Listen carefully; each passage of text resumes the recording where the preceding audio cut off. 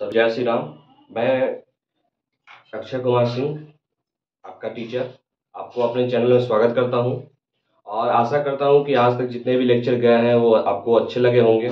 ठीक है, इसी तरह से सीरीज को हम लोग आगे बढ़ाते हुए आज हमारा जो लेक्चर है, ठीक है, उस लेक्चर को हम लोग लेक्चर 9 बोलेंगे। ठीक है, ये जो लेक्चर 9 है हम लोग देखेंगे थ्योरम 3। तो थ्योरम 3 क्या बोलता है आपका कि let a b a prime number. Prime number क्या होता है? जो स्वयं और अपने आप के अलावा किसी और से विभाजित नहीं हो, मतलब the number who is divided only itself और वन। ठीक है, this non and prime number. तो जिसको हम लोग प्राइम नंबर के रूप में जानते हैं, क्या जानते हैं कि स्वयं को और एक के अलावा वो किसी और से विभाजित नहीं हो, उसको हम बोलते हैं prime number.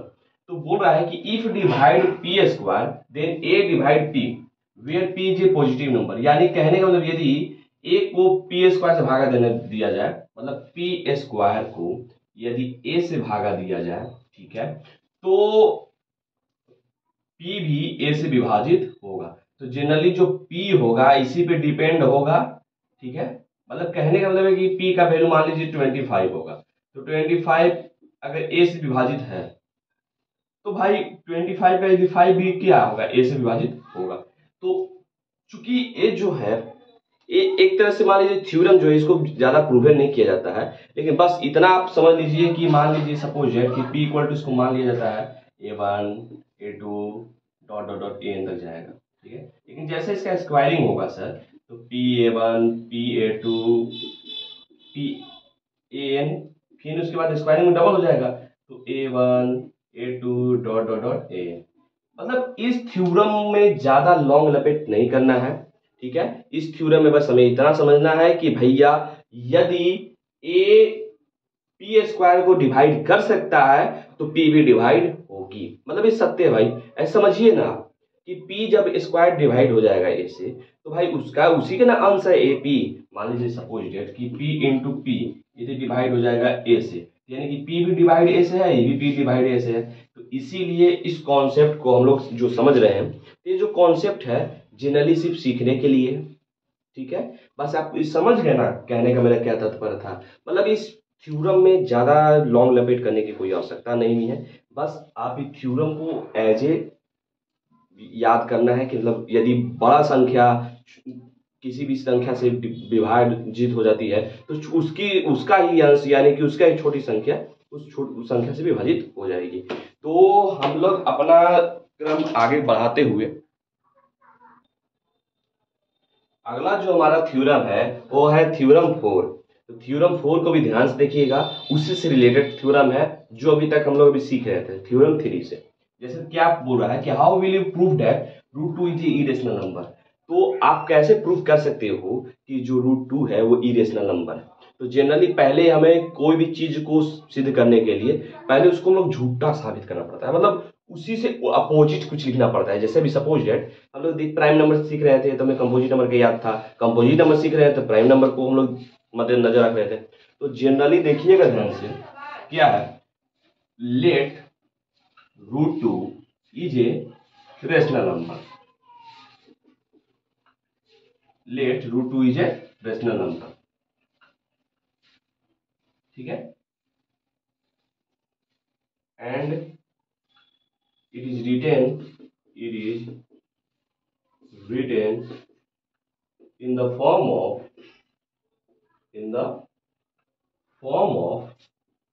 p by q। मतलब यदि ये रेशनल नंबर है तो हम इसे p by q के रूप में लिख सकते हैं। लिख सकते हैं ना सर, कोई प्रॉब्लम नहीं होनी चाहिए। तो let root two is a rational number and it is written in the form of p by q where p and q are integer. जहां p और q क्या है सर, p और q क्या है, इंटीजर्स है।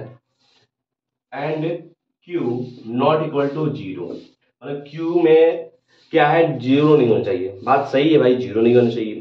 तो q का मतलब p बाई क्यू के रूप में यदि होगा कोई संख्या तो उसे हम लोग बोल सकते हैं कि भाई रेशनल नंबर है। ठीक है, और जब एक बात है कि भैया जब रेशनल नंबर का बात होगा, ठीक है, एक बार और ये हम लोग दे देखते हैं, इन p एंड q ओनली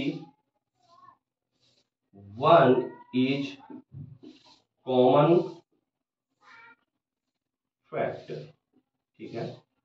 मतलब P और Q में एक सिर्फ क्या है, समान फैक्टर है, ठीक है। एक क्या है, समान फैक्टर है, यानी कि P और Q में 1 के अतिरिक्त कुछ नहीं आएगा, ठीक है। तो इन P and Q only 1 is common factor, ठीक है, सिर्फ एक ही आना चाहिए। अब देखिए, तो जनरली जब भी हम लोग कोई चीजों को करेंगे तो कोई चीजों को क्या करेंगे, फर्स्ट ऑफ ऑल इसके अलावा कोई फैक्टर नहीं होगा, ठीक है, इसी यही कॉमन फैक्टर है, तो क्या लिखेंगे, इन P and Q 1 is only common factor, ठीक है। अब क्या है सर, मेरे पास है √2 इक्वल टू लिख सकते हैं P बाई Q, ठीक है, √2 equal to P by Q, ऐसा आप लोग देख रहे हैं, लिख सकते हैं। तो हम लोग अब क्या करेंगे, देखिए ध्यान से, डिवाइडिंग करने से पहले हम लोग पहले इन दोनों का कैची मत कर देते हैं। जैसे देखिए P इक्वल टू लिख सकते हैं √2 Q। अब क्या करेंगे सर, ध्यान से देखिएगा, ठीक है। अब हम लोग यहां करेंगे squaring both side, squaring both side, दोनों साइड क्या करेंगे, स्क्वायरिंग करेंगे, ये है आपका इक्वेशन 1। अब देखिए स्क्वायरिंग बोथ साइड, इक्वेशन 1।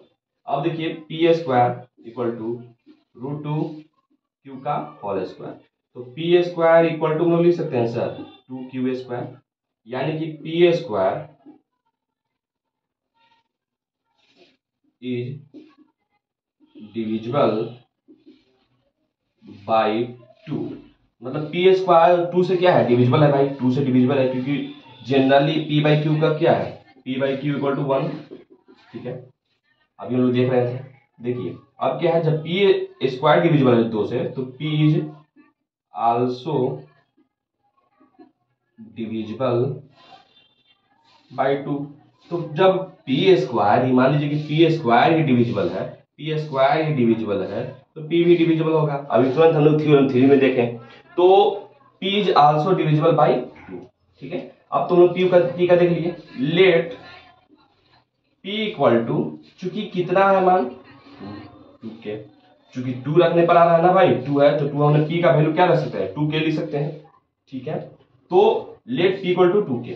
अब यही जो वैल्यू है, put value of P in equation 2, in equation 2, मतलब इसको 1 मान लिए, इसको 2 मान लिए, तो put value of P in equation 2। अब देखिए P का वैल्यू मानते हैं 5K का whole square equal to, sorry 5K नहीं है, 2K का whole square equal to 2Q square. तो ये कितना आ जाएगा सर, देखिए ये आ जाएगा आपका 4K square equal to 2Q square. इसको कॉमन ले लेंगे तो क्या होगा, 2K square equal to Q square, यानी कि Q square is divisible by 2, इसलिए Q is also divisible by 2।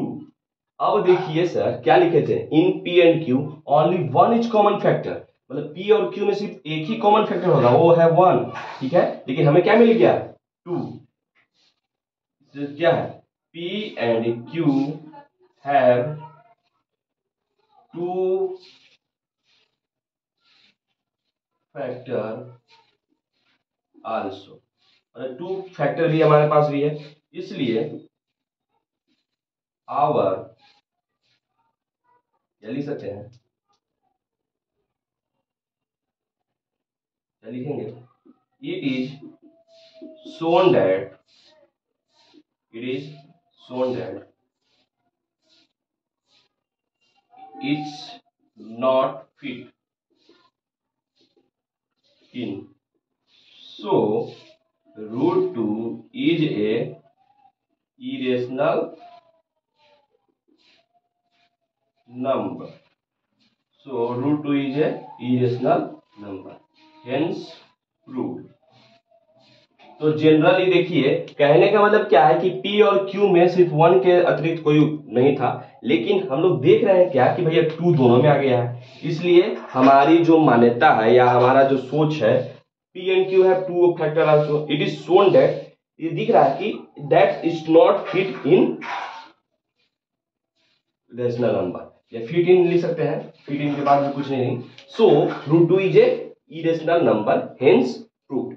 तो अगर हमारा थॉट्स या हमारा जो पढ़ाया हुआ अच्छा लग रहा है तो चैनल को सब्सक्राइब करें, बेल आइकन दबाएं, लाइक करना ना भूलें, और मिलते हैं इसी तरह का वीडियो आपको लगातार मिलते रहेगा।